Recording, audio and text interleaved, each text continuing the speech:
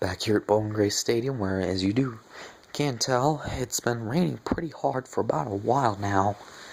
As track drivers, they have lost this track, so we should expect the announcement that this race has officially been called. Dillon Murway is the rain man this afternoon at Winston-Salem. It has been raining we're getting close to 4:30, almost close to 5 o'clock p.m. Eastern, because it's been raining on and off for a few hours. They did dry the track and send the cars out, but it started raining again. The skies opened up. So they have just decided to call the race. Dillon Murway has punched his ticket to the Eliminator 8. The 8 drivers that are going to be competing for a championship.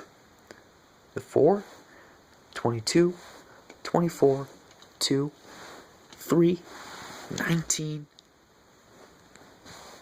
48,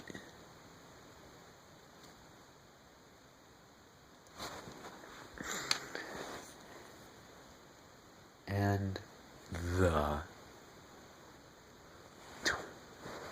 20.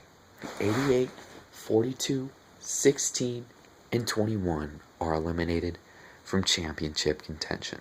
So here are the 8.